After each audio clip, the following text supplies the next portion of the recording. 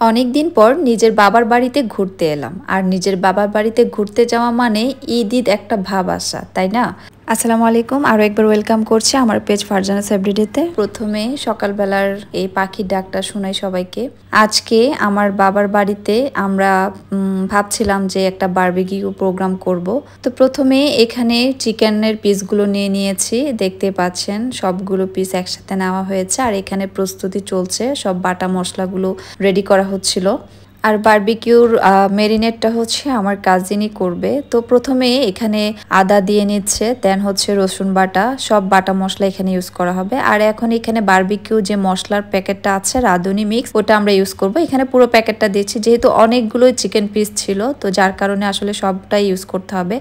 আর এখানে মরিচ দিচ্ছি, লাল মরিচ, আপনারা ঝাল আপনাদের পছন্দ মতো দিতে পারেন। আর এখানে ধনিয়া গুঁড়া, জিরা গুঁড়া সব কিছুই একসাথে দিয়ে নিচ্ছিলাম।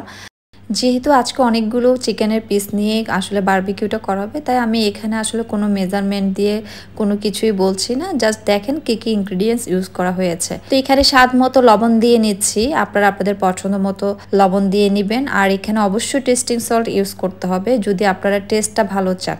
এখন আমি এখানে সয়া সস ইউজ করব। আর অনেকে হচ্ছে টেস্টিং সল্ট খেতে চান না, তারা স্কিপ করতে পারেন। বারবিকিউর এই সসটা অবশ্যই ইউজ করতে হবে। আমি এখানে পরিমাণ মতো দিয়ে নিচ্ছি, স্টেপ বাই স্টেপ সব কিছু আমি দেখিয়ে দিচ্ছি। আর এখানে আমি স্বাদ মতো সয়া সস ইউজ করছি। আর এখন আমি এখানে সামান্য পরিমাণ সরিষার তেল দিয়েছি। এখানে এখন আমি টক দইটা ইউজ করব। টক দই স্কিপ করা যাবে না, এটা অবশ্যই ইউজ করতে হবে।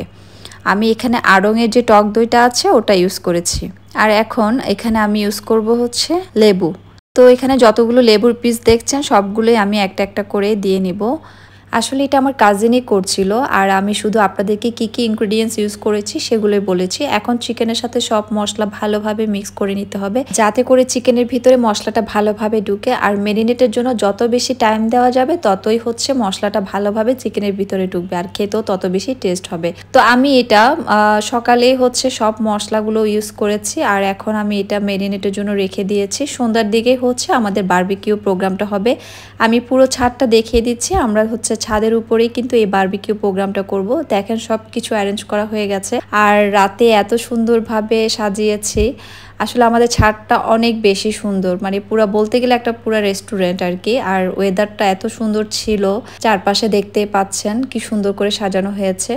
তো সবাই সবার জায়গা থেকে প্রস্তুতি নিচ্ছিল। এদিকে ভাইয়া সবকিছু রেডি করছিল, একটা একটা করে চিকেনগুলো সব তুলে নিচ্ছিল। আর এই পাশে আমার আব্বু আর আমার ছোট বোন ক্যারাম খেলছিল। আর এখানে বাচ্চারা দেখেন কত মজা করছে।